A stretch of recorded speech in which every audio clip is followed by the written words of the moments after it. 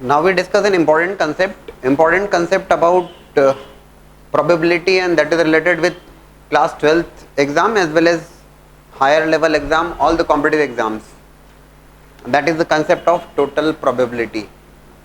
So when we discuss the concept of total probability की बात करें, so first of all there are some n events. There are n events and those n events are mutually exclusive as well as exhaustive. यहाँ पे कुछ छोटी छोटी सी बातें जो आप सीखेंगे और टोटल प्रोबेबिलिटी और उससे एक स्टेप फॉरवर्ड रहेगा बेस थ्योरम, वो बहुत इंपॉर्टेंट है. There are n events, basic से अगर हम बात करें, there are n events and those n events are mutually exclusive as well as exhaustive. When we say mutually exclusive, now it is very much clear to you that if I say mutually exclusive events, let's say there are n events E1, E2, E3 and up to En. ये n events है and those are mutually exclusive and exhaustive.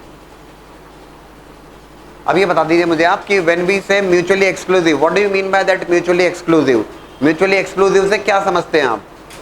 Simultaneous occurrence is not possible. Simultaneous occurrence of any 2, any 3, any 4 is not possible. And what do you mean by the exhaustive one? Exhaustive का क्या मतलब हुआ? When I say exhaustive अगर मैं कहता हूँ तो exhaustive से मतलब होता है E1 union E2 union E3 union En. That is nothing but the sample space. ये sample space होता है exhaustive. इन सारी events को मिलाने पर you are getting the sample space. It is exhaustive. Exclusive simultaneous occurrence of any 2, any 3 is not possible. ठीक.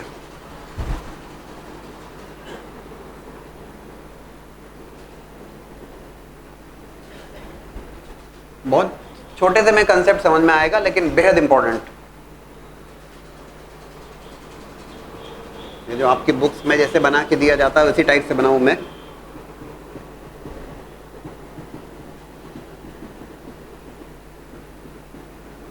These are the n events which are mutually exclusive as well as exhaustive. ये पूरा मिलाने पे it is becoming the sample space. ये sample space बन रहा है. अब हम ये कहते हैं कि there is some event A. कोई एक इवेंट है A इवेंट, और A इवेंट के बारे में ये बात है कि that event A occurs with any one of the n events, E1 और E2 और E3 और E4 और En. कोई इवेंट है, A इवेंट है, और वो A इवेंट या तो E1 के साथ होती है या E2 के साथ होती है या E3 के साथ होती है या E4 के साथ होती है या En-1 के साथ होती है या En के साथ में होती है. इन n में से किसी एक इवेंट के साथ में होती है वो event A. That is nothing but event A की बात कर रहा हूं. That is A intersection E1. This is A intersection E2, है ना? A intersection E3. A intersection En. कोई इवेंट है, A इवेंट है, that event occurs with any one of, है ना? Event A occurs with any one of E1 और E2 और En. और अगर मुझसे कहा जाए probability of happening of that event, है ना, probability of happening of that event, P of A की probability पूछी जाए, what is the probability of getting या happening of event A? event A होने की probability क्या है? अब event A कितने तरीके से हो रही है? या तो E1 के साथ होगी या E2 के साथ होगी. अभी जब मैं एग्जांपल लेके बताऊंगा बहुत आसानी से समझ लेंगे आप, बहुत आसानी से, बट एक बार उसको लैंग्वेज वाइज तो देखें. तो इवेंट A या तो E1 के साथ में A होगा या E2 के साथ A होगा या E3 के साथ A होगा या फिर E4 के साथ में A होगा. तो I can write it P of E1 intersection A, event E1 का होना और फिर A का होना, E2 intersection A and En intersection A. Event A occurs with any one of, तो any one of तो या तो E1 के साथ होगा या E2 के साथ होगा या E3 के साथ होगा या En के साथ में होगा. ऑलरेडी हम जानते हैं हम बहुत ठीक ढंग से जानते हैं कि if I right P of A by B, that is nothing but P of A intersection B divided by PB, right? So P of A intersection B clearly can be written as PB into P of A by B, right? So इसको मैं लिख सकता हूं, कैसे लिख सकता हूं? P of E1 into P of A by E1 plus P of E2 into P of A by E2, P of En into P of A by En. Probability of occurrence of E1 into, बस sir कैसे कैसे क्या? Rule of multiplication. Event E1 का होना और E1 होती है तब A हो, फिर इवेंट E2 का होना और E2 होता है तब A हो. मैंने आपको बताया था ना, कंडीशनल प्रोबेबिलिटी चालू किया तो अब सब जगह लगने वाला. इवेंट E3 का होना और फिर E3 होता है तब A हो, या फिर इवेंट En का होना और En होता है तब A हो, राइट? दैट सम टुगेदर, इन सब का सम करने पर you are going to get the probability of happening of the event A, and that P of A is nothing but that is going to represent the total probability of occurrence of event A. ये represent करता है, क्या represent करता है? Total probability of occurrence of A. मैं एक बार दोबारा recap करूं. मैंने आपसे कहा, और भी when we will be discussing the questions you will be getting this concept easily, very easily. In fact there are n events E1, E2, E3, En. फिर बाद में 2 इवेंट 3 इवेंट की बात कर लेंगे. अभी जनरलाइज वे में बात कर रहे हैं. n इवेंट्स हैं, और वो n इवेंट्स हैं जो mutually exclusive as well as exhaustive है. एक्सक्लूसिव का मीनिंग हम जानते हैं, simultaneous occurrence of the two is not possible, इसलिए ये E1 है तो फिर ये E2 है, अलग अलग है. Simultaneous occurrence is not there कि कुछ पोर्शन शेडेड दोनों में मिक्स है, ऐसा कुछ भी नहीं. Exclusive events are there and it is exhaustive. Exhaustive मतलब इन सबका यूनियन लेने पे it is becoming the sample space. Exclusive as well as exhaustive.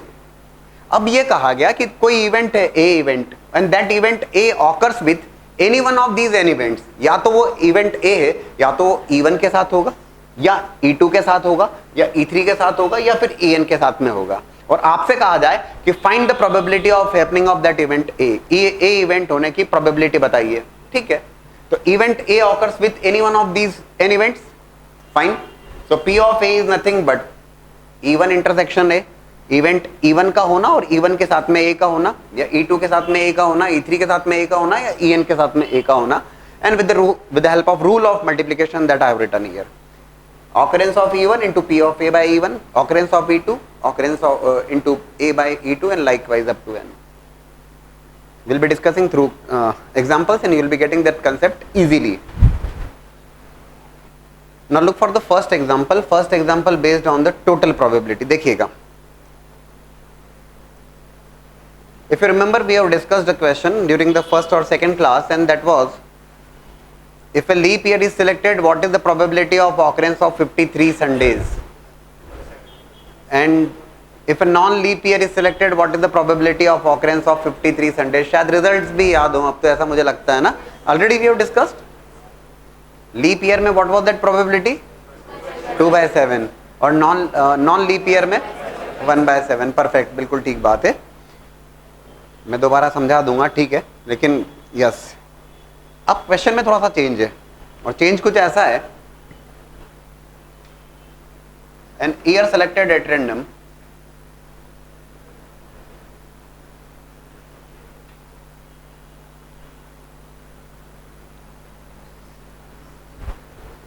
Find probability of 53 Sundays in that year. Right? हाँ, नहीं ऐसे कुछ भी थोड़े ना, कुछ भी बोल दिया जाए. अब यहाँ पे क्लियर कट नहीं है, क्लियर नहीं है. An year selected at random has 53 Sundays, या सॉरी मैं अगर कहूँ कि एक कोई ईयर सिलेक्ट किया है, find the probability that 53 Sundays are there in that year. 53 Sundays हो उस ईयर में. Now the question is, there are 2 cases. 2 cases हैं, ये तो तय बात है. One of the case is non-leap year and the second case is of leap year. ठीक है, मैं एक बार फिर से बता दूं जो लोग थे नहीं थे. नॉन लीप ईयर की बात करें तो नॉन लीप ईयर में 365 डेज, और 365 days which means 52 weeks and plus 1 day extra. As far as 52 weeks are concerned, 52 Sundays are going to be there. वो तो तय बात है. I want 53 Sundays. So for that 53 Sundays, that 1 day जो remaining एक दिन है, that must be Sunday. And if I ask you the probability of that, तो एक दिन extra है. There are 7 possibility from Monday, Tuesday, Wednesday. I think जरूरत नहीं. Out of those 7, एक ही पॉसिबिलिटी के संडे हो जाए. भाई 52 वीक्स के 52 संडे तो फिक्स है. जो एक दिन बचा हुआ वही संडे हो जाए तभी 53 होंगे. एंड प्रोबेबिलिटी ऑफ दैट, उसकी प्रोबेबिलिटी क्या होगी? तो दैट प्रोबेबिलिटी इज क्लियरली 1/7. अभी मैं यहां पे कहूंगा कि I have selected a non leap year, तो आई वांट 53 संडेज. 53 संडेज, लेकिन कब? जब नॉन लीप ईयर है. That is what? Shall I write directly 1/7? 1/7. At the same time, probability of 53 Sundays कब? जबकि लीप ईयर हो. लीप ईयर है, leap year में definitely there are 2 days there जो एक्स्ट्रा है ना. 52 weeks, 366 days. 52 weeks plus 2 days extra. और जो 2 दिन एक्स्ट्रा हैं उनको अगर मैं लिखूंगा Monday, Tuesday, Tuesday, Wednesday, Wednesday, Thursday, Thursday, Friday, Friday, Saturday, Saturday, Sunday, Sunday, Monday, तो total again there are 7 possibilities are there. और उसमें 2 संडे आने की पॉसिबिलिटी, तो Saturday, Sunday as well as Sunday, Monday, these are the 2 possibility. That probability is 2/7. अब as far as 53 Sundays are concerned, वो तो इधर भी पॉसिबल है और इधर भी पॉसिबल है. लीप ईयर है तो लीप ईयर में भी 53 संडेज हो सकते हैं और नॉन लीप ईयर में भी 53 संडेज हो सकते हैं. प्रोबेबिलिटीज डिफरेंट है. आपसे पूछा गया an year selected at random है 53 संडेज है ना, उसकी प्रोबेबिलिटी बताइए आप. बोले सर अब दिमाग में डाउट आना चाहिए. अगर मैं लीप ईयर कहता तो बात खत्म हो जाती 1/7. सॉरी, लीप ईयर में 2/7 और नॉन लीप ईयर कहता तो आप कहते कि 1/7. लेकिन अभी तो गड़बड़ है. अभी तो आपसे कुछ कहा नहीं. आपसे कहा गया कि कोई भी एक साल आपने सिलेक्ट किया उसमें 53 संडेज. पॉसिबिलिटी तो दोनों से है. Mutually exclusive as well as exhaustive. सुनिएगा बात ध्यान से, अब है important point. Exclusive as well as exhaustive. Exclusive इसलिए कि अगर लीप ईयर होगा तो नॉन लीप ईयर नहीं, और नॉन लीप ईयर है तो लीप ईयर नहीं. Exclusive, right. एंड एग्जॉस्टिव, इसके अलावा और कोई पॉसिबिलिटी नहीं रहेगी. और लीप ईयर और नॉन लीप ईयर को अगर आप इंक्लूड करोगे, यूनियन लोगे, तो that will be the sample space. और क्या हो सकता है? कोई भी साल होगा, या तो लीप ईयर होगा या नॉन लीप ईयर होगा. Mutually exclusive as well as exhaustive, that is a required condition. वो तो होना ही चाहिए. अब मुझे चाहिए प्रोबेबिलिटी ऑफ गेटिंग 53 संडेज. बहुत ध्यान से देखिएगा. Probability of getting 53 Sundays, that is nothing but concept of total probability there. कैसे? देखिएगा. Probability and probability of non leap year. Non leap year हो और नॉन लीप ईयर हो और उसमें इंटरसेक्शन 53 संडेज. मैं आपको अभी रिकेप करूंगा जो पुरानी बात मैंने कही थी. और लीप ईयर हो and it is having 53 Sundays. दोस्तों याद दिला दूं मैं आपको, previously just now I have mentioned what n events are there. E1, E2, E3, En, those are mutually exclusive as well as exhaustive. There is some event A which occurs with any one of these n. A intersection या E1 intersection A, E2 intersection A, E3 intersection A. समझ रहे हो क्या? वही तो बात हो गई. या तो 53 संडेज नॉन लीप ईयर है और 53 संडेज, और या फिर लीप ईयर है तो 53 संडेज. ये 2 पॉसिबिलिटी हैं. You have to take care of both.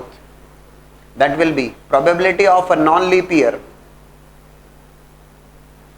Into probability of 53 Sundays.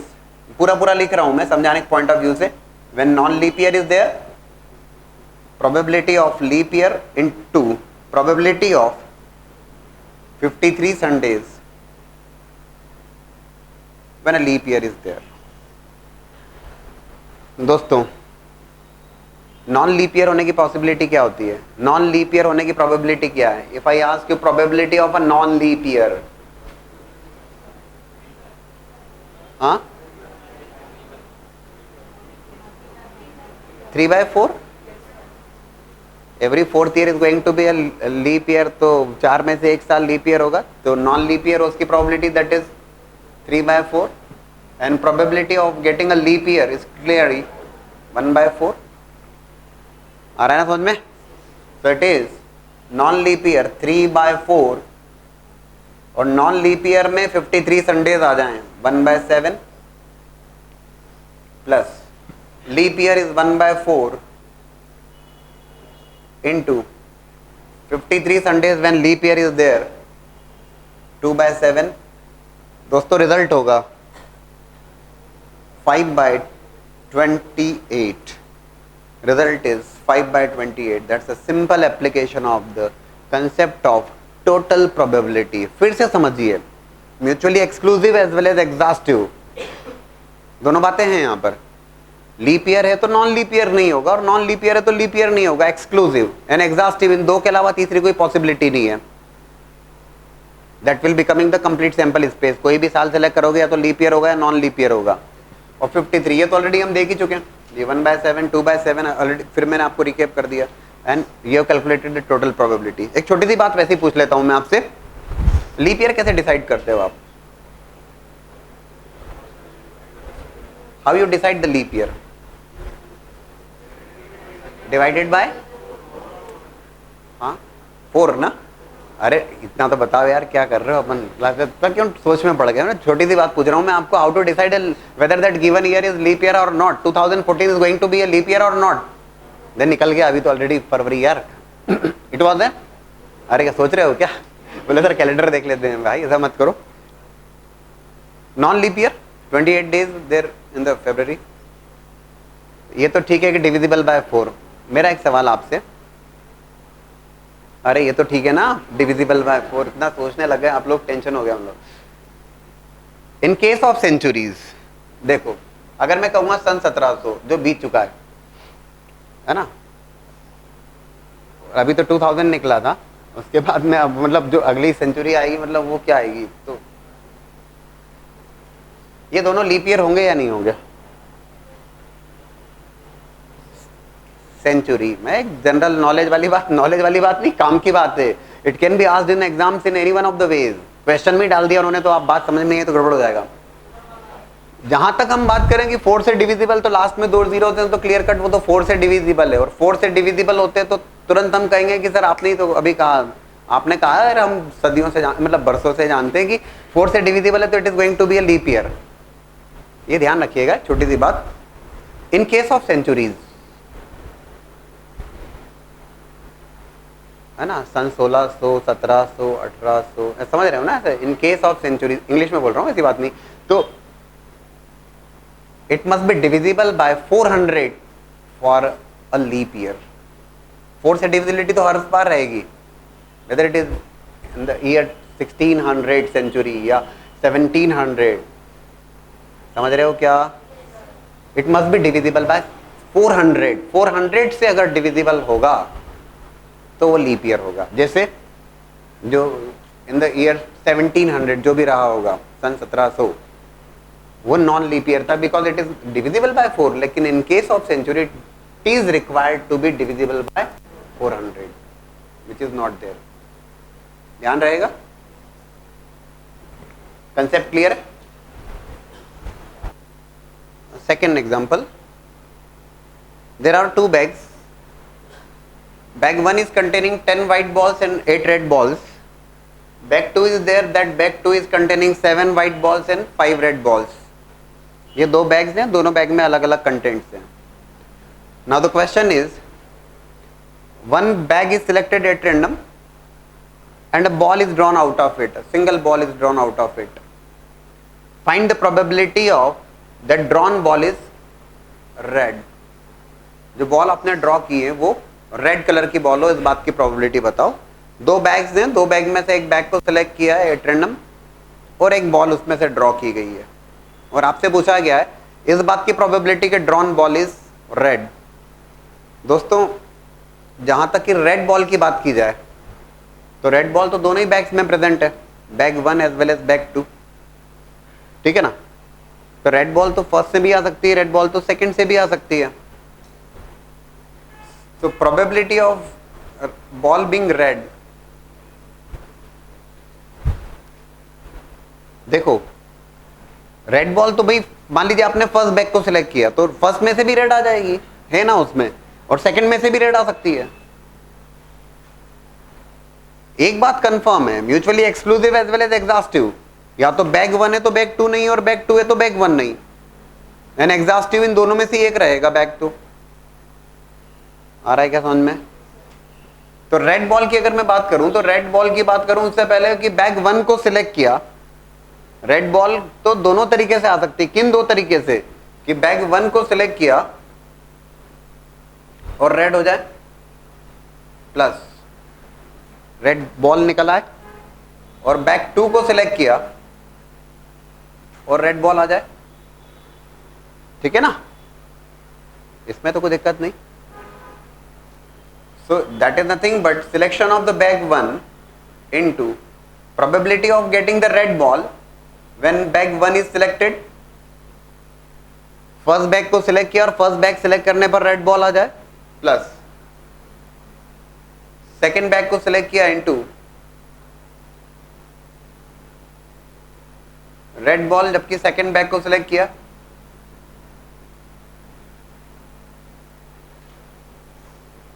ठीक है ना। What is the probability of selection of the first bag? दो बैग हैं यार, या तो बैग ए को सिलेक्ट करोगे, या बैग बी को सिलेक्ट करोगे, या बैग 1 को सिलेक्ट करोगे, या बैग 2 को सिलेक्ट करोगे। So there should not be any doubt in writing P of 1 as well as P of 2 as half. Bag 1 को सिलेक्ट करना प्रोबेबिलिटी इज 1/2, बैग 2 को सिलेक्ट करना दैट प्रोबेबिलिटी इज 1/2। बैग 1 को select किया 1/2 into bag 1 को select करने पर red आ जाए, बता सकते हैं आप। What is the probability of getting that single ball is red? 8C1 divided by 18C1। बड़ा साधारण सी बात लग रही ना, साधारण। 8C1 डिवाइडेड बाय 18C1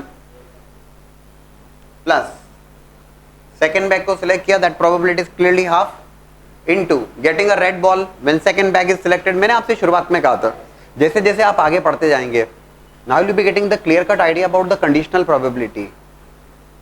अभी आपको समझ में आ रहा है यार, रूल ऑफ मल्टीप्लिकेशन सब तो लग रहा है यहां पर। आगे बढ़ते आ रहे हैं, क्लैरिटी बढ़ती जाना चाहिए, होना चाहिए ऐसा। Into probability of getting a red ball 5C1 divided by 12C1 that is 1/2 into 8/18 plus 1/2 into 5/12। I hope you can calculate this and you are going to get the exact result. Probability of getting the red ball. अब मैं यहीं पे directly पूछ लूँ, एक second, going for some more conclusion. What is the probability of getting a white ball? नहीं ऐसे इसको सब्ट्रैक्ट मत करिएगा। हाँ, what is the probability of getting a white ball? तो जहां तक अब मैं डायरेक्ट लिखना चाहूंगा, है ना, probability of getting a white ball. Selection of bag 1 intersection getting a white ball plus selection of bag 2 intersection getting a white ball. I am going to write the result directly now. Selection of bag 1 can be done by 1/2 ways, and when 1/2 white ball आने की probability that is clearly white 10/18. Direct लिख सकता हूँ 10C1 divided by 18C1 10/18 plus half into white 7/12. That will be the probability of getting the white ball. That probability is in fact coming as, इसको calculate करके देखिएगा कितना आ रहा है, what, right? What about this? Exact 31/72. Okay, what about this? 41 divided by 72. That sum is becoming 72. 72/72. या तो ball white होगी या फिर बॉल रेड होगी 1 minus,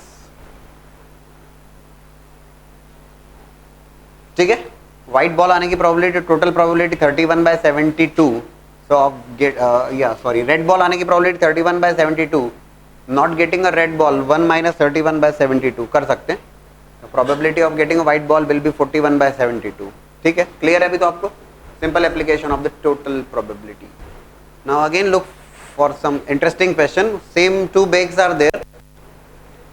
Bag 1 is containing 10 white balls and 8 red balls. Bag 2 is containing 7 white balls and 5 red balls. Now the question is, one ball, अब की बात change है ना, अर्लियर वन दोनों में से किसी एक बैग को सिलेक्ट करके और रेड बॉल या व्हाइट बॉल आने की प्रोबेबिलिटी हमने देखी थी। अब की बार सवाल ये है कि एक बॉल जो है वो ट्रांसफर की गई है बैग 1 से बैग 2 में without noticing that colour, colour आपने नोटिस नहीं किया, बैग 2 में ट्रांसफर करी और बैग 2 में ट्रांसफर करने के बाद and ball is drawn from the bag 2, और फिर उसके बाद बैग 2 में से बॉल ड्रॉ की गई है और आपसे पूछा गया find the probability of getting the that ball drawn is of red colour.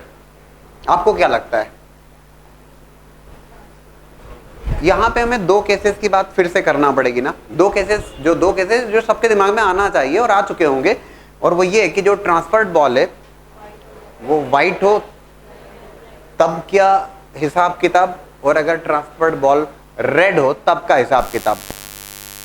तो these are the 2 cases in fact, है ना। इन दोनों के बारे में हमें डिस्कशन करना पड़ेगा। Transferred ball is white and then transferred ball is red. Now look for the result और सॉल्यूशन ऑफ दैट। तो ये बात हमने प्लान किया, ठीक है। तो 2 केसेस बना लेते हैं। E1, एक तो E1 बोलता हूं मैं, E1 से अगर डिनोट कर रहा हूं, प्रोबेबिलिटी ऑफ E1 से डिनोट करूं, या E1 is the event. What is that event? Event ये है कि जो ट्रांसफर्ड बॉल है ये व्हाइट कलर की है, और जो सेकंड है उसको E2 से डिनोट कर दूं, A1 A2 से डिनोट कर दूं, आपके ऊपर है। जो ट्रांसफर्ड बॉल है वो रेड कलर की है। 2 केसेस बनेंगे। हमारी जो रिक्वायरमेंट है probability of getting the red ball आने की प्रोबेबिलिटी सेकंड बैग में से, probability of getting a red ball. लेकिन रेड बॉल आने के लिए आवश्यक है 2 केसेस, तो दोनों की बात कर लें। E1 इंटरसेक्शन रेड, शायद आप लोग भी यही सोच रहे होंगे, जहां तक मुझे लगता है जरूर सोचना चाहिए। E2 intersection red, right. या ट्रांसफर्ड बॉल व्हाइट है तब रेड आ जाए उसकी प्रोबेबिलिटी, और ट्रांसफर्ड बॉल रेड है तब उस बात की प्रोबेबिलिटी कि फिर रेड आ जाए, राइट। तो it is nothing but P of E1 into P of red by E1 plus P of E2 into P of red by E2, right. अभी कंफर्टेबल है आप लोग? ये लिखने में लिख सकते हैं ना, आप समझ में आती है बात ना कि क्या लिख रहे हैं, क्यों लिख रहे हैं। तो P of E1, yes, transferred ball white ball इसमें से निकाल के और इसमें डालें, उस बात की प्रोबेबिलिटी क्या लगता है आपको? भाई व्हाइट बॉल एक निकाली और इसमें रख दी, तो व्हाइट बॉल निकालने की प्रोबेबिलिटी देखेंगे तो that is going to be 10/18, 10C1 divided by 18C1, perfect, 10/18। और एक बात है, या तो व्हाइट होगी या रेड होगी, exclusive as well as exhaustive. Sum is going to be equal to 1, 10/18, एक का समय 10, एक का रिजल्ट है 10/18, दूसरे का 8/18, तो 10/18 इंटू, अब मान लीजिए कि व्हाइट आपने जब इसमें रखी तो now it becomes 8 white 5 red, and probability of getting a red ball 5/8 plus 5 13, 5/13 plus P of E2 अगर मैं लिखता हूं तो P of E2 red ball, red is 8/18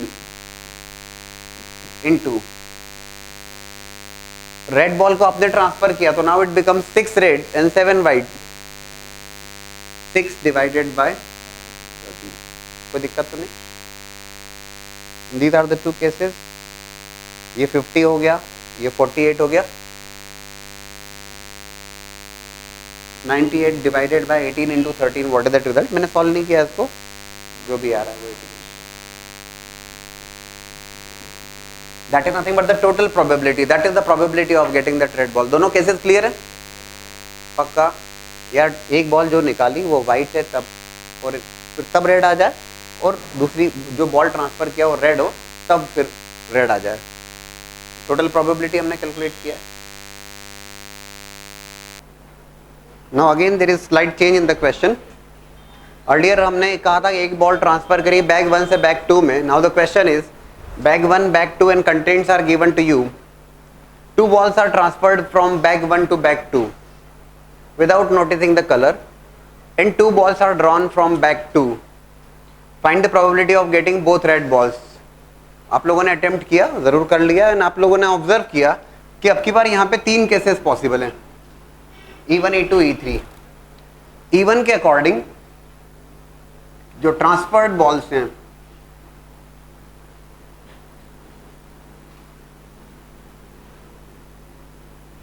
are of red colour. दोनों जो ट्रांसफर की गई बॉल्स दोनों रेड कलर की हो. White colour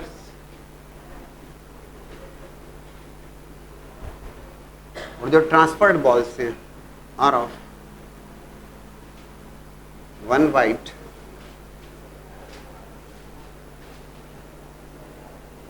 and 1 red. एक व्हाइट एक रेड, यही 3 केस हैं. हमें कहा गया दोनों रेड, 2 बॉल्स ड्रॉ करिए आपने बैग 2 में से, और 2 बॉल्स जो ड्रॉ की आपने दोनों रेड कलर की आ जाएं. ऑलरेडी आप अटेम्प्ट कर चुके हैं. Probability of getting the red balls है ना, दोनों ये दैट इज द इवेंट है ना. अब इसको और क्लियर कट लिखना है तो P ऑफ E से भी डिनोट कर सकते हैं. मैं पूरा लिख रहा हूं यहाँ पे रेड बॉल्स, तो आप चाहें तो E से डिनोट कर दें और E को यहाँ पे मेंशन कर दें कि two drawn balls are red, ऐसा लिख सकते हैं आप.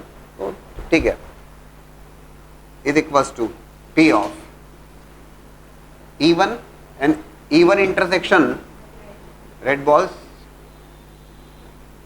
Plus P of E2 intersection red balls plus P of E3 intersection red balls.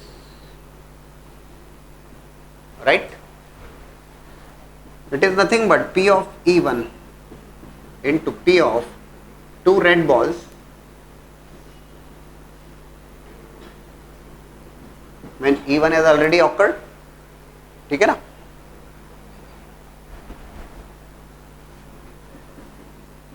P of E2. यार दोस्तों एक बात मैं जरूर समझाऊंगा कि आपको प्रॉपरली लिखते भी आना चाहिए. आप हवा में ऐसे कर लिया, हो गया सर, हो गया हो तो ठीक है, आपको प्रॉपरली लिखना आना चाहिए. बोर्ड एग्जाम में क्वेश्चन आता है तो 6 मार्क की कैटेगरी में आएगा ये, तो आपको प्रॉपरली लिखना बनना चाहिए. हाँ सर ऐसे 2 लाइन में से दिखा दिया, ऐसा नहीं चलेगा, फिर वो 2 ही नंबर मिलेंगे 6 में से. तो पूरे मार्क्स चाहिए तो एटलीस्ट राइटिंग स्किल्स ठीक होना चाहिए. राइटिंग स्किल मतलब कि आपको मेंशन करना चाहिए कि E1 इवेंट क्या है, E2 क्या है, E3 क्या, आप लिख क्या रहे हैं. ऐसे केवल 2 लाइन में रिजल्ट लिख दिया तो आप भी समझते हैं कि फिर वो दिक्कत होती है मार्क्स देने में भी.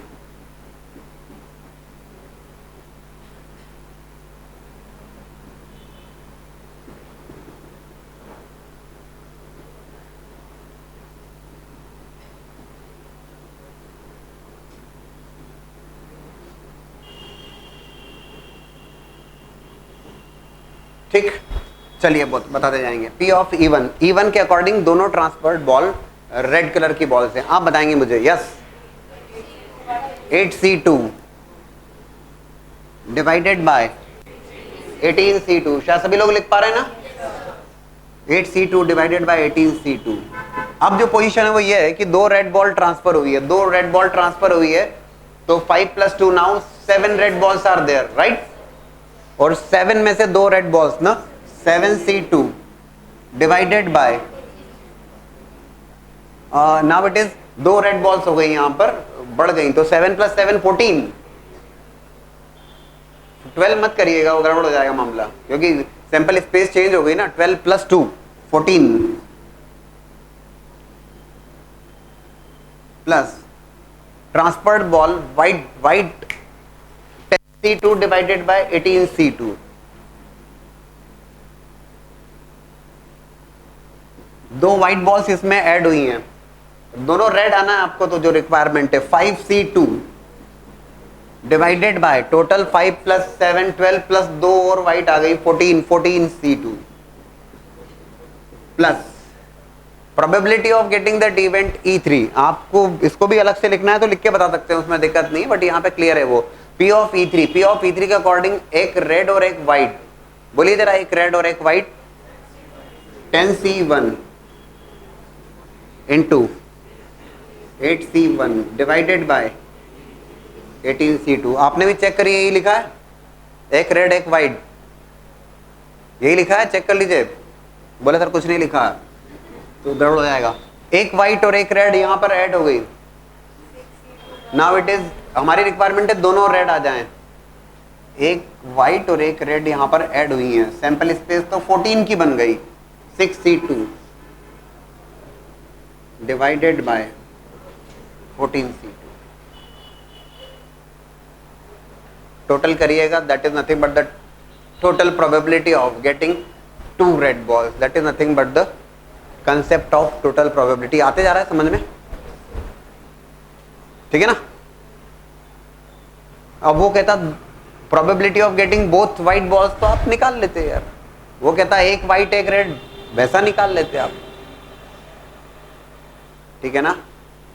कंसेप्ट क्लियर होना चाहिए, सब कुछ कर लोगे। एंड कैसे लिखना उसको लैंग्वेज वाइज, क्या E1 है, क्या E2 है, क्या E3 है, क्या कंडीशनल है, ठीक है। और इन क्वेश्चंस की प्रैक्टिस के लिए मैं आपको बिल्कुल सीधे सीधे से एडवाइस कर रहा हूं, अभी कोई हाई फाई बुक्स की हेल्प मत लीजिए। Basic NCERT as well as some reference book जो आपके स्कूल में चलती है, whether it is RD RS, कोई भी केसी सिन्हा वगैरह, जो भी बेसिक लेवल की बुक हो उतना ही देखो। अभी so many questions are there based on the total probability as well as Bayes theorem. बाकी तो हम यहाँ पे डिस्कस कर रहे हैं। एक बार वो जब बेस आपका ठीक बन जाए तो फिर आप आगे की बात करें, कोई परेशानी नहीं है। लेकिन बेस ही हिला हुआ है और फिर आप इधर उधर की बातें कर रहे हैं, कभी ये किताब कभी वो किताब, तो मतलब नहीं है उसमें।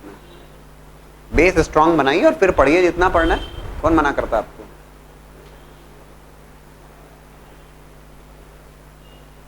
अभी इलेक्शन सीजन चल रहा है, तो इलेक्शन सीजन से रिलेटेड ही बात की जाए।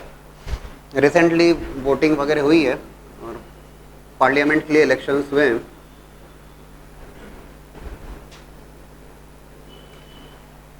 So there is a single post of MP,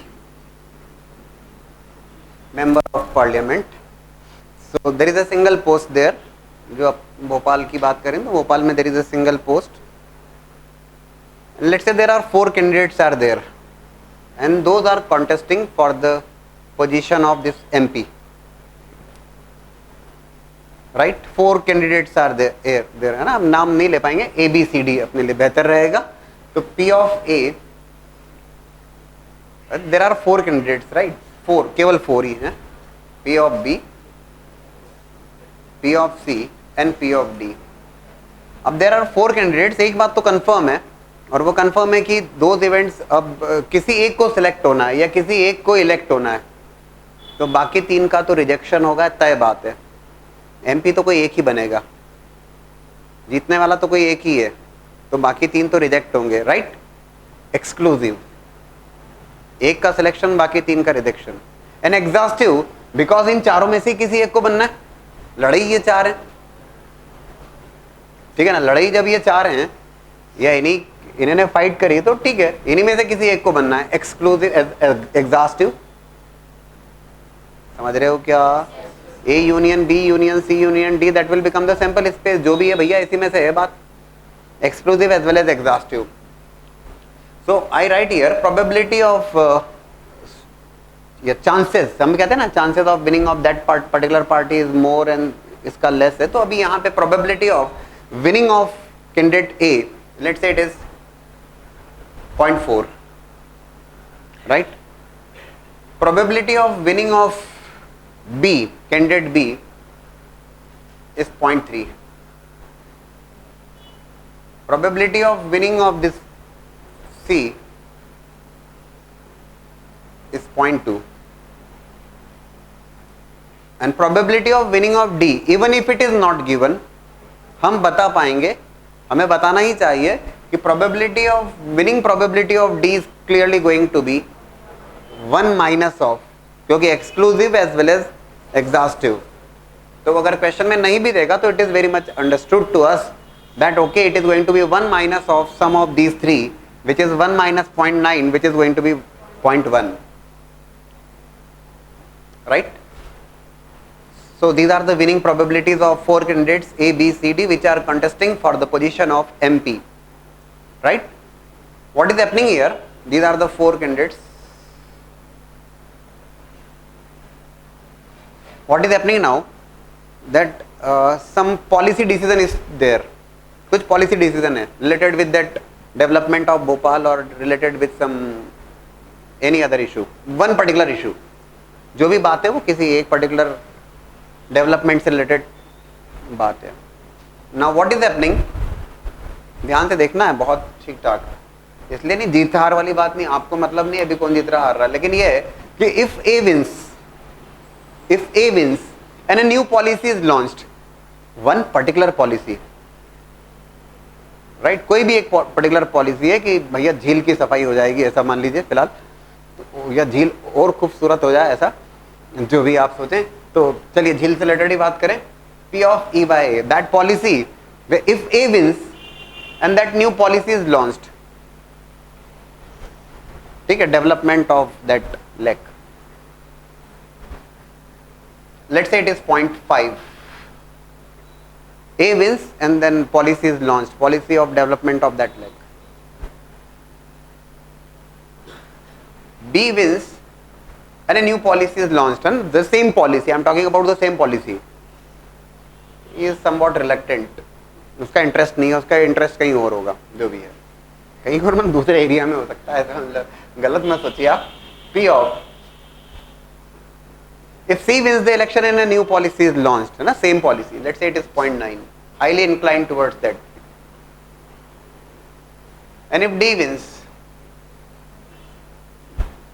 and a new policy is launched, is moderate towards that 0.4.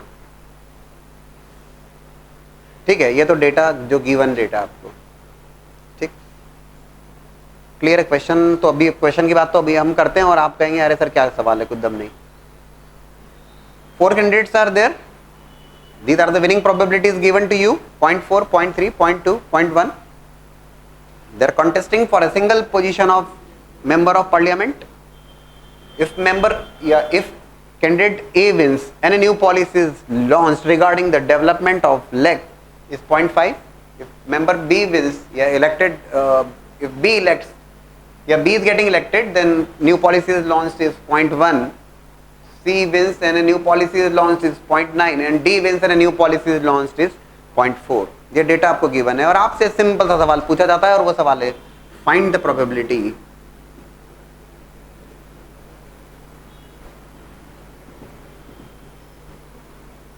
That new policy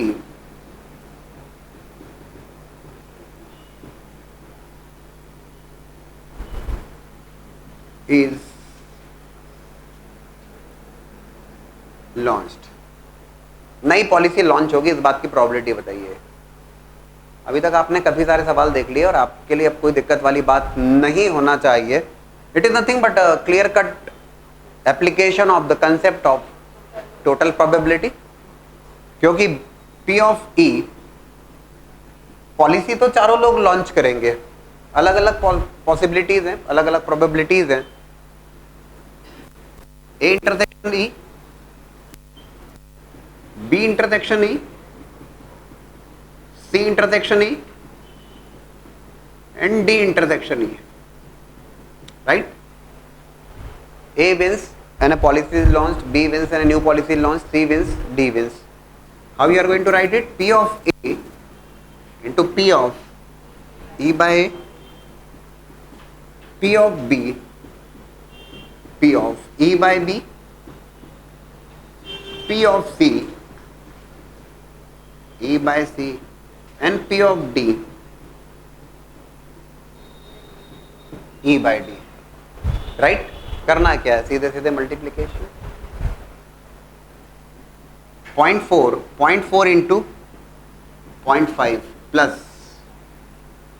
0.3 into 0.1 plus 0.2 into 0.9 plus 0.1 into 0.4, right? Add कर लीजिए. 0.20, 0.03, 0.18, 0.04, क्या आ रहा है total?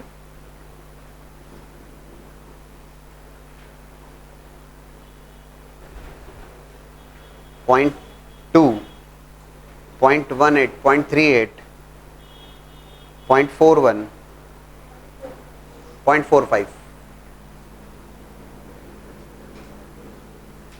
That is nothing but the total probability of that policy is being launched. नई policy launch होगी, whatever that policy, single policy is there है ना, ऐसा नहीं अलग अलग नहीं बात कर रहे हैं. We are talking about a single policy ना, that is E. P of A, winning probability of A, P of E, probability that a new policy is launched. I think बहुत आसानी समझ में आ जाना चाहिए ना. अगर ये पूछा जाता find the probability that a new policy is not launched, yes you can definitely go for 1 minus of that, 1 minus of 0.45.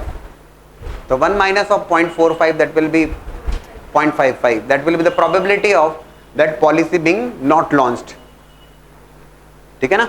अगर ये पूछा जाता P of E bar, that is 1 minus of P of E, लिख सकते हैं, जरूर लिख सकते हैं 0.55. फाइन. अच्छा एक और बात बता दूं मैं आपको, मैंने आपसे कहा exclusive as well as exhaustive, तो sum of these 4 is clearly equals to 1. फिर दोस्तों उधर 1 मत बना देना, बोले सर इसका भी तो 1 होना चाहिए, ऐसा नहीं कहा मैंने. हो सकता है कि ये जीते और नई पॉलिसी लॉन्च करे 100% 1 हो सकता है, कोई दिक्कत नहीं है. तो इसका 1 बनाने की कोशिश मत करिएगा, बस इतनी बात जरूर ध्यान रखिएगा. सुनिए ध्यान से, बोर्ड पे देखिए. P of E by A, which is 0.5, probability that A wins and a new policy is launched is 0.5. So if A wins and a new policy is not launched, कितना होगा? मेरा सवाल आपसे ये कि if A wins and a new policy is not launched, 0.5 launch करे तो 0.5 नहीं करेगा.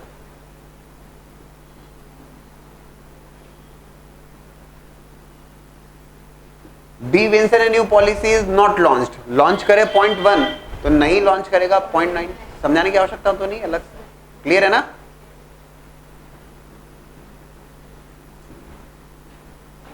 P ऑफ, क्योंकि अपने को तो भी समझना है, not launching the policy bye C,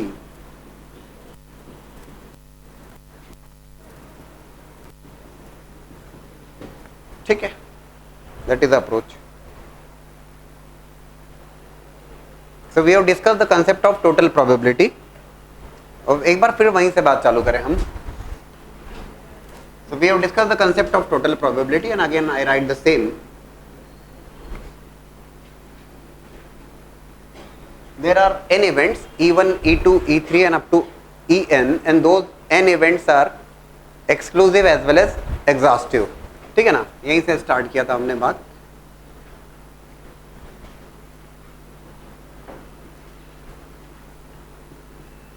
E1, E2,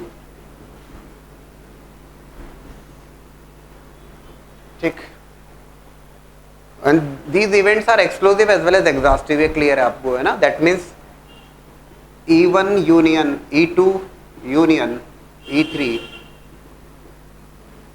is becoming the sample space. An exclusive simultaneous occurrence of any two is not possible. Again there is some event A and there is some event A which occurs in with any one of these n. वो जो event है वो इन n में से किसी भी एक event के साथ में हो रही है. ऑलरेडी वी हैव डिस्कस, उसी बात को मैं रिकैप कर रहा हूं. A intersection E1, A intersection E2, A intersection E3, A intersection En, right. Right. So अभी जब हमने कहा था probability of occurrence of that, तो ठीक है, P of occurrence of that event E1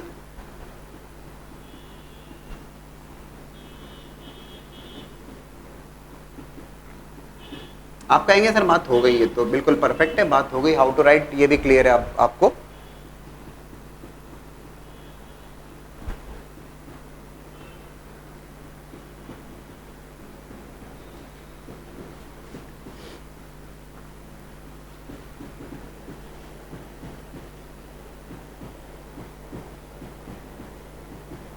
ठीक,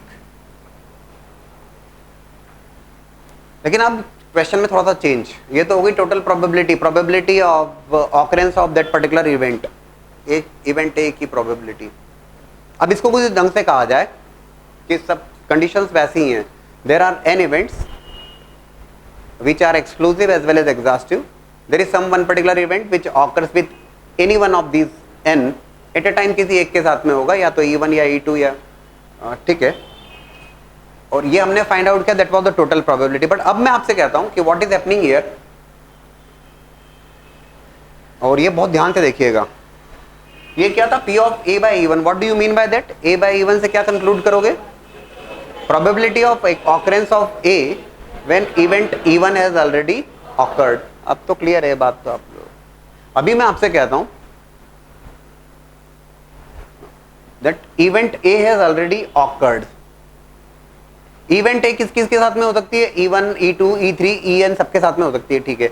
now the question is event A has already occurred, event A already हो चुका है, ये बताओ कि it has happened, या इवेंट ए तो ऑलरेडी हो चुकी है, it is because of E1, या it is because of E2, या it is because of E3, या इन जनरल अगर EI लिखता हूं मैं, है ना, I जो भी है EI से अगर मैं डिनोट कर रहा हूं तो I is clearly from 1 to n, E1, E2, E3, सीधी सी बात है।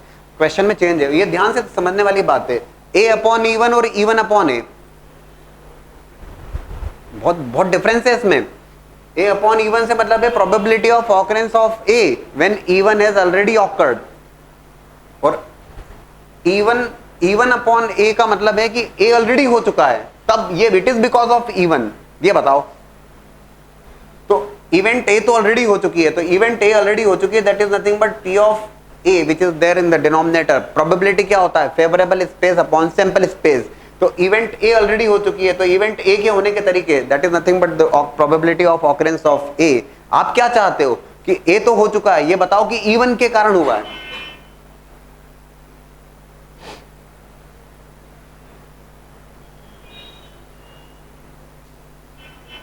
दैट इज द रिक्वायरमेंट, ये रिक्वायरमेंट रहेगी ना, ये favourable space divided by sample space. Event A already हो चुकी है, तो that is nothing but the total probability of occurrence of A, that will become the sample space. And in the numerator event A तो already हो चुकी है, तो it is because of E1, तो EI इंटरसेक्शन A, E1 है तो I की value 1 हो जाएगी, E2 है तो I की वैल्यू 2 हो जाएगी, E3 है तो I की वैल्यू 3 हो जाएगी। That is nothing but the reverse probability. इतनी सी बात है वो। रिवर्स इसलिए बोलते हैं इसको कि हमने कहा कि ये event A in an events के साथ में हो सकती है, अब ये कहा कि ए तो हो गया, event A has already awkward, it is awkward because of E1, reverse. और यही रिवर्स प्रोबेबिलिटी जो है,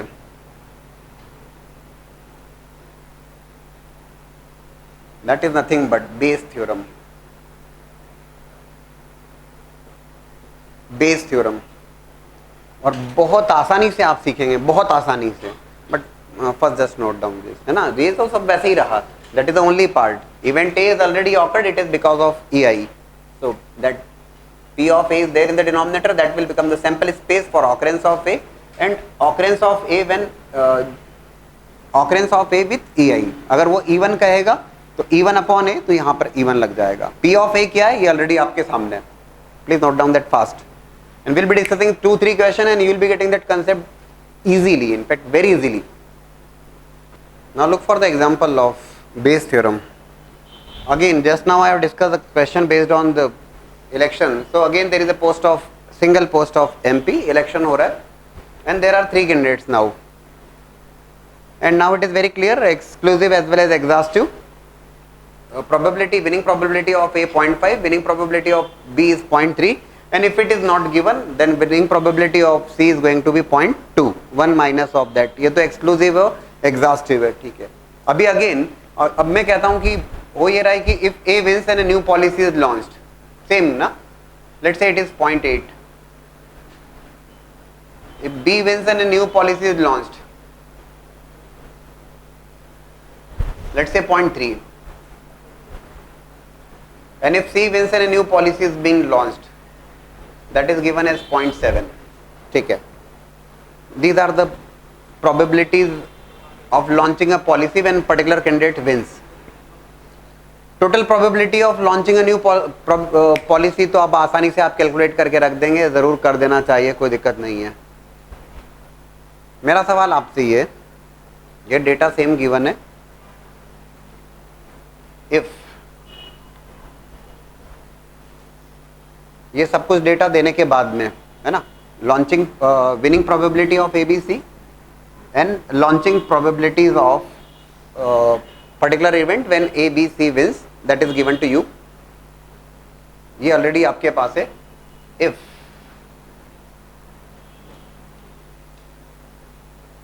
policy is launched finally, question ये है, डेटा जो देने के बाद में, डेटा जो दिया है उस बात को समझना भी बेहद जरूरी होता है कि आप प्रॉब्लम का ठीक ढंग से इंटरप्रिटेशन करें, जो उसने बोला है वैसे ही लिखें। अब आपने क्या बोला है और क्या लिखा है तो फिर तो गड़बड़ हो जाएगा वो, है ना। If policy is launched finally, find the probability that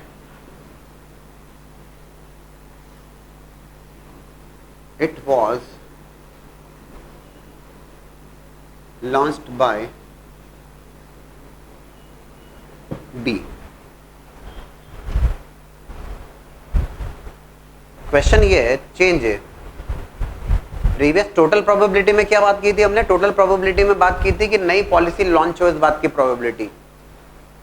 अभी क्या है? अभी ये कि पॉलिसी तो लॉन्च हो गई है, policy is been launched finally, find the probability that it was launched by B. ये पॉलिसी जो लॉन्च हुई है that is because of B, या बी ने लॉन्च करी है, बी ने जीत के लॉन्च करी है।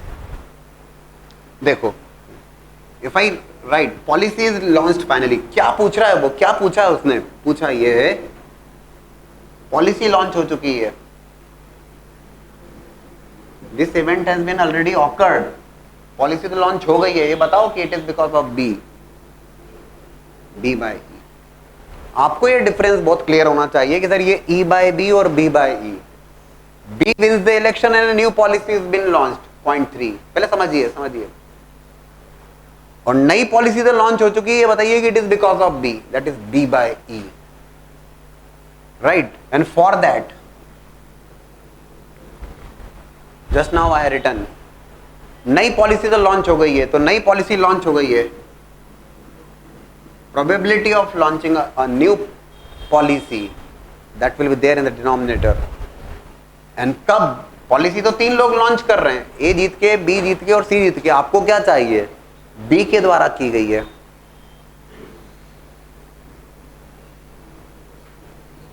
B intersection.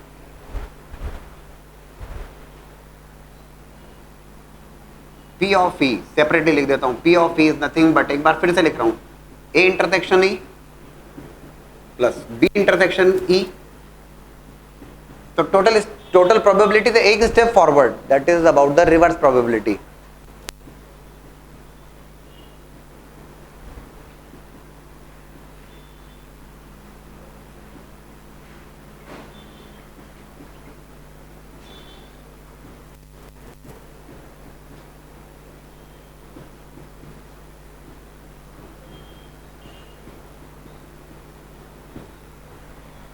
ठीक है,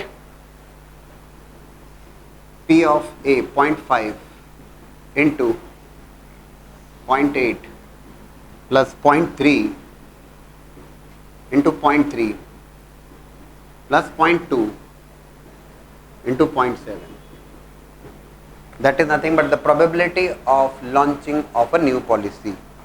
कितना हो रहा है दोस्तों ये? हाँ जी, 0.63, okay, 0.63 is the total probability. What do you want? You want P of B by E, that is nothing but, ये ऑलरेडी इसको न्यूमरेटर में रख देंगे आप,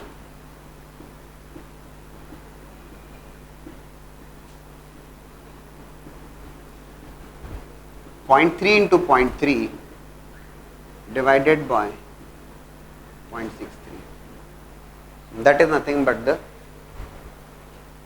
प्रोबेबिलिटी. किस बात की प्रोबेबिलिटी की? पॉलिसी तो लॉन्च हो चुकी है. It was launched because of B. ये बी के द्वारा की गई है. That is nothing but the reverse one. Reverse इसलिए बोलते हैं इसको कि इवेंट तो हो चुकी है. It is because of B. Reverse. तो एक स्टेप फॉरवर्ड किससे? Total probability. That is this. अच्छा, इसी क्वेश्चन में आप एक और बात नोट कीजिए. मैं क्वेश्चन चेंज करता हूं. एक तो ये हो गया. अब सेकंड लिखिए आप. If policy is not launched finally.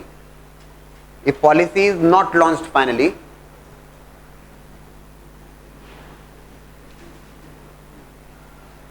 find the probability that it was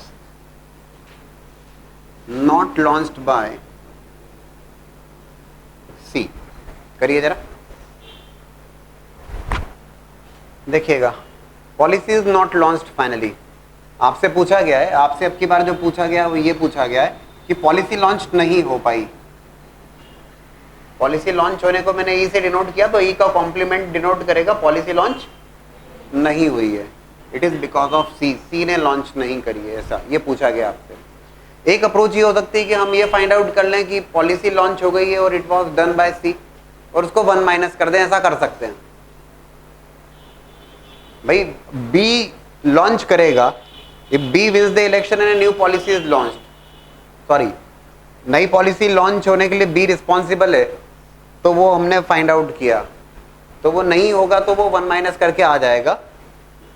अभी देखिए जरा, अपन वेरिफिकेशन की बात कर लें, बेहतर रहेगा. देखो, अभी मेरा टारगेट है, अभी मान लीजिए मैं पहले कैलकुलेट करता हूं C by E. Policy launch होना कब? जब because of C.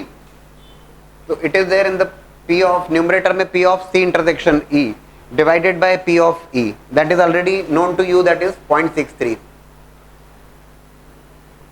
P of C by E, it is P of C into P of E by C, and P of C is 0.2 into 0.7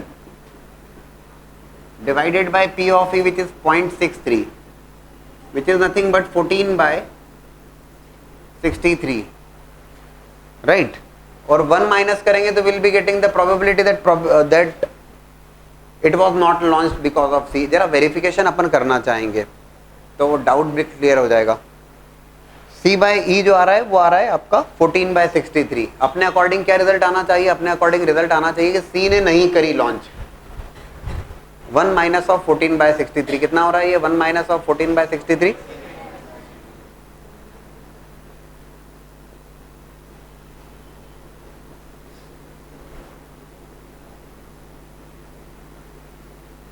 ठीक है ना? कितना है? 49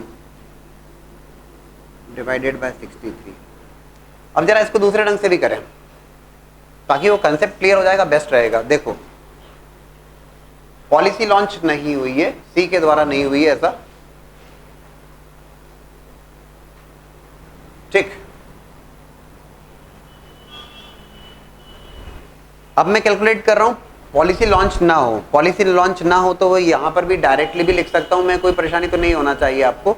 ये क्लियर है ना? समझा चुका हूं आपको कि P of E by A 0.8 है, तो P of E complement divide by 8 is going to divided by is going to be 0.2. Prajapati ji समझ में आ रहा है? ज्यादा तो नहीं आ रहा है? E बाय A इज 0.8, क्योंकि इससे आसान कुछ नहीं मिलेगा. E बाय A की वैल्यू अगर 0.8 है तो E complement divided by A की वैल्यू क्या होगी? तो 0.2.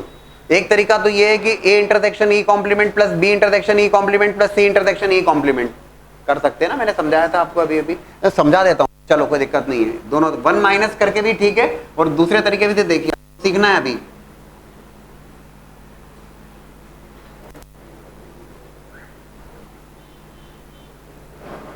.63 तो 1 माइनस 0.63 रिजल्ट आना चाहिए. सीखना है, करते हैं. P of A 0.5 into 0.2 plus P of B 0.3 into 0.7 और P ऑफ C 0.2 इंटू 0.3 कितना आ रहा है? आना तो कितना चाहिए हो, तो 1 माइनस 0.63 आना ही चाहिए, वो 0.37। देखो आ रहा है कि नहीं आ रहा है? 0.37। फाइन। अर्लियर जो हमने रिजल्ट कहा है वो 49/63 है। लेट्स वेरीफाई दैट आता है कि नहीं आता है। Now our requirement is P of C upon E complement, right? P of C, what is that P of C? ये रहा 0.2 इंटू 0.3 डिवाइडेड बाय 0.37। कितना आ रहा है ये? 6/। अब ये बताओ क्या रिजल्ट मैच हो रहे हैं क्या? पहले क्या रिजल्ट था? 49/63, 7/9, it is coming as 6/37। समझ रहे हो क्या? These two results are not coming same। ये दोनों रिजल्ट सेम नहीं आ रहे हैं। इसका मतलब क्या हुआ? इसका मतलब ये हुआ कि हम ऐसा नहीं कर सकते। कैसा? सुनिएगा इस बात को, इसीलिए पूरा करके बताया मैंने आपको कि पॉलिसी पहले हमने क्या फाइंड आउट किया था कि P of C by E। Policy तो लॉन्च हो गई है, ये बताओ कि C के द्वारा की गई है, यही किया था हमने, और उसको 1 माइनस किया था ना आपके सामने अभी। भाई the first question was that it was launched and launched because of B, वो तो समझ में आ गई ना बात। अभी तो हम थोड़ी सी आगे की बात कर रहे हैं उसमें। तो हमने P of C by E find out किया और 1 माइनस करके कोशिश करी।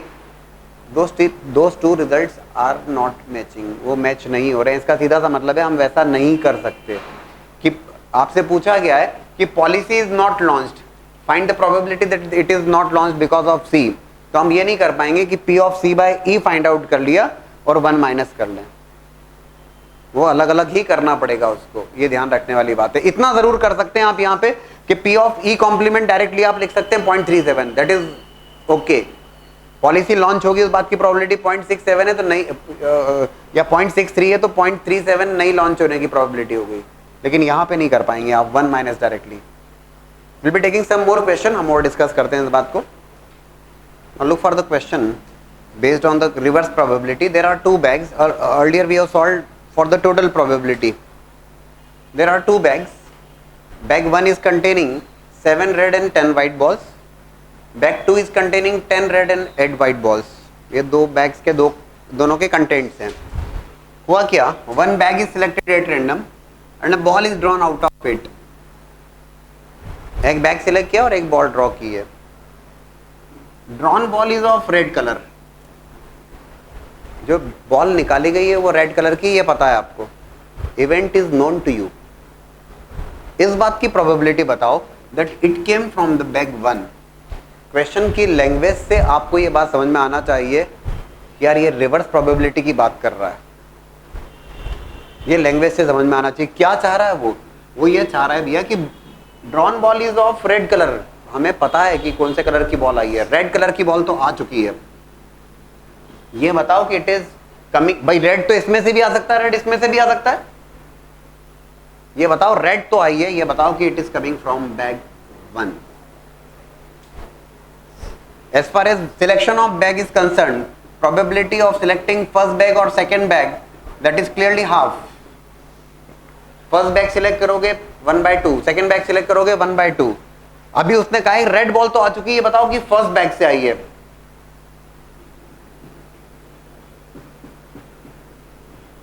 probability of getting the red color ball, that is nothing but the total probability। जो डिनोमिनेटर में जो लिखा जाता है that is nothing but the total probability। किस बात की total probability? रेड कलर की बॉल आ जाए उस बात की probability। एंड P ऑफ ये रेड कलर की बॉल फर्स्ट बैग से आई है। फर्स्ट बैग को सिलेक्ट किया और रेड, P ऑफ रेड। ध्यान से देख लें दोस्तों, टोटल प्रोबेबिलिटी, हर जो भी सवाल बेस थ्योरम का होगा total probability is always there. Red colour की बॉल तो दोनों से आ सकती है। फर्स्ट बैग को सिलेक्ट किया और रेड, प्लस सेकंड को सिलेक्ट किया और red. P of 1 into P of read by 1 plus P of 2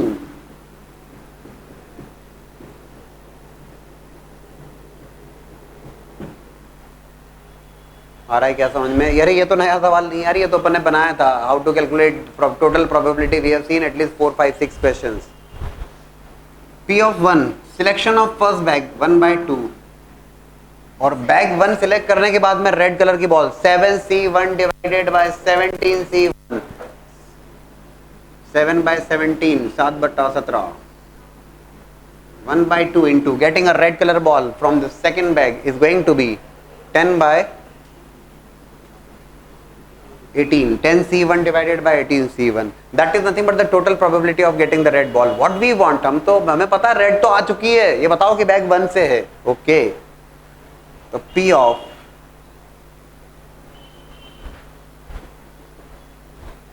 can you calculate that? 7/34 plus 2 into 5/18 जो भी आ रहा है. What is there in the numerator? Numerator में क्या होगा? फर्स्ट बैग से रेड आना है ना.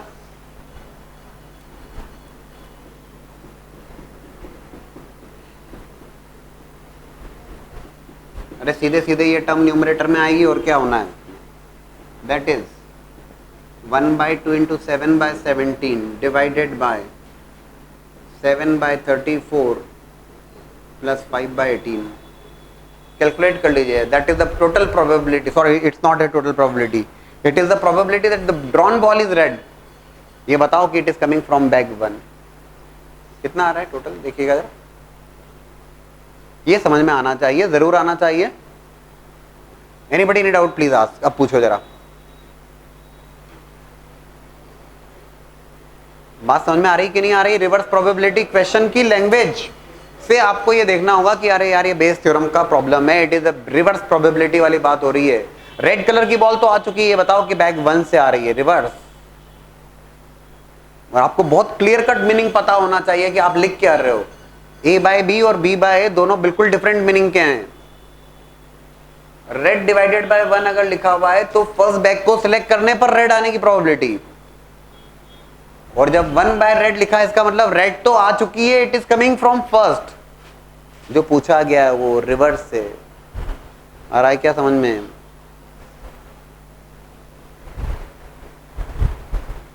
What is that sum? Sum कितना आ रहा है ये तो देखा कि आपने? टोटल नहीं कर पाए. 1 डिवाइड बाय 306. ओके ठीक है. Now look for a previous year JEE question. Simple question, but it was asked in the year 2005. And according to that question, a person goes to office. पहले मैंने आपको एक बात जरूर समझाई है. प्रोबेबिलिटी का जो भी सवाल हो, क्वेश्चन का ठीक ढंग से इंटरप्रिटेशन बहुत जरूरी है. क्या बोला गया है और आपने क्या समझा है बहुत जरूरी है. जैसा बोला गया है क्या वैसा ही समझा है. So a person goes to office either by car, scooter, bus or train. These are the 4 means of transportation there. ये जो car, scooter, bus और train. The probability of which being 1/7, 3/7, 2/7 and 1/7 respectively. Car से जाता है 1/7, scooter से जाता है 3/7, बस से जाने के लिए 2/7 और ट्रेन से 1/7. नहीं भी देता तो 1 माइनस करके हम बोल देते. These are the 4 ways.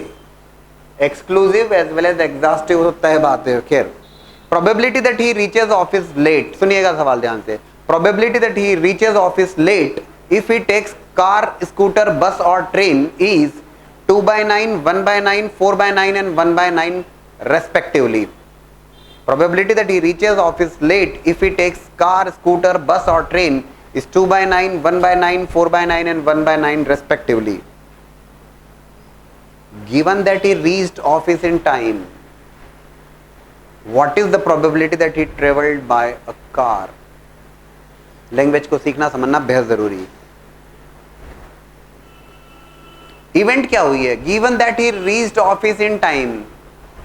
Event ये हुई है कि वो ऑफिस, भाई 2 बातें हैं. लेट होने की प्रोबेबिलिटी दी है, या तो लेट पहुंचेगा या टाइम पे पहुंचेगा। Given that he reached office in time, वो टाइम पे पहुंच गया।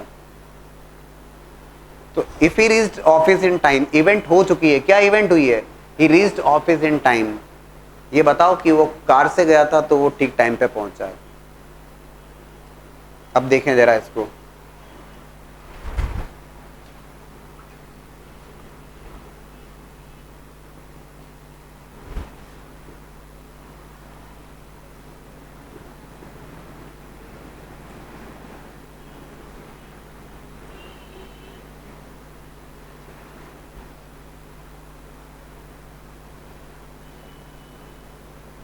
these are the four means of transportation.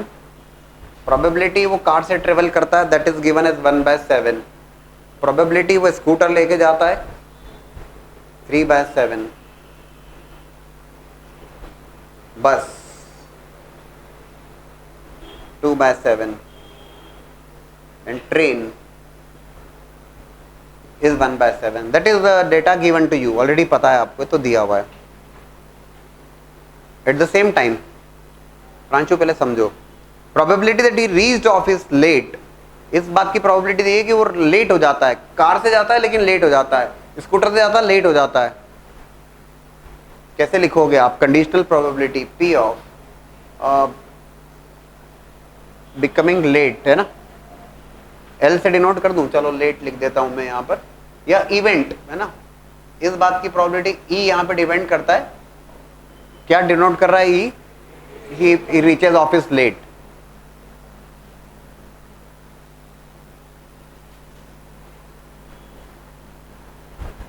Right, तो P of E by C, what is that? क्या गिवन है? वो कार से जाता है और लेट हो जाता है 2/9। ओके, स्कूटर से जाने पे लेट होता है 1/9, बस में काफी लेट हो जा रहा है 4/9, और लेट होने की प्रोबेबिलिटी जबकि वो ट्रेन से ट्रेवल कर रहा है 1/9। Please do not try to make it 1, है ना, ये इससे कोई लेना देना नहीं है। हाँ, this must be equal to 1। ये mutually exclusive as well as exhaustive ways हैं। इन चारों में से किसी एक से ट्रेवल करेगा वो, और एट ए टाइम एक ही से ट्रेवल करेगा। ऐसा नहीं कि आधे रास्ते तक स्कूटर से गया और फिर इधर कार पे चला गया, ऐसा फिर ट्रेन पकड़ ली, ऐसा नहीं हो पा रहा। मतलब exclusive as well as exhaustive. क्या लगा ज़्यादा लेट हो गया, अब कार छोड़ो, बस पकड़ लो या ट्रेन पकड़ लो, ऐसा नहीं है। यहाँ पे exclusive as well as exhaustive. पूछा क्या है उसने? पूछा ये है कि वो ऑफिस टाइमली पहुंच गया। इवेंट ये हुई है कि वो टाइमली पहुंच गया। ये बताओ कि वो कार से गया था इसलिए टाइमली पहुंचा है। क्या पूछा गया है आपको, ये बता दो मुझे। पी ऑफ, जो पूछा गया है आपसे, C by what? E complement. E को अगर मैं डिनोट कर रहा हूं लेट होना, तो ई कॉम्प्लीमेंट, आप ठीक बोल रहे हैं, वो राइट टाइम पहुंच गया। ई कॉम्प्लीमेंट कब? जबकि कार से ट्रेवल किया था। That is the requirement. ये तो समझ में आना चाहिए ना, कर क्या रहे हैं हम। हाउ टू राइट दैट, कैसे लिखोगे आप? इन द न्यूमरेटर पहले तो ये हो जाएगा P of E complement, that will become the sample space here. Late तो हो गया वो, सॉरी, टाइमली पहुंचने की प्रोबेबिलिटी कब? जबकि वो कार से गया था और टाइम पे पहुंचा। ठीक, ध्यान से देखिएगा दोस्तों।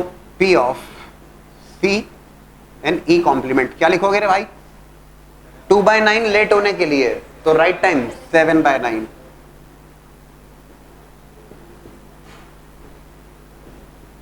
एट बाय 9 पक्का ना? कोई परेशानी तो नहीं? 5/9,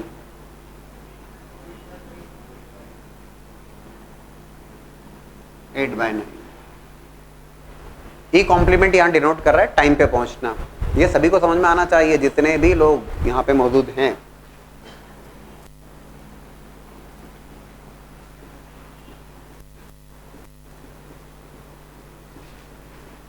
divided by P of E complement late होना, सॉरी राइट टाइम पहुंचना, C intersection E complement.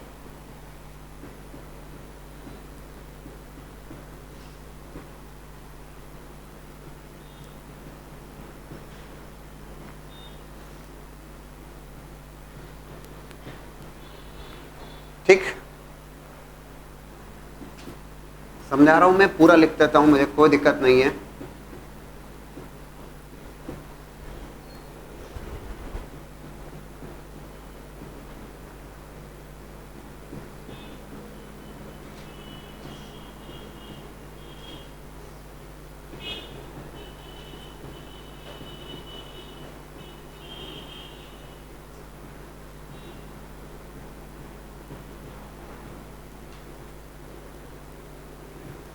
Right? And now just put the values. We are interested in office time पे पहुंचा by car, P of C 1/7 into 7/9 divided by 1/7 into 7/9 plus scooter 3/7 into 8/9 plus bus 2/7 into, bus के लिए sorry ये scoot, this is B,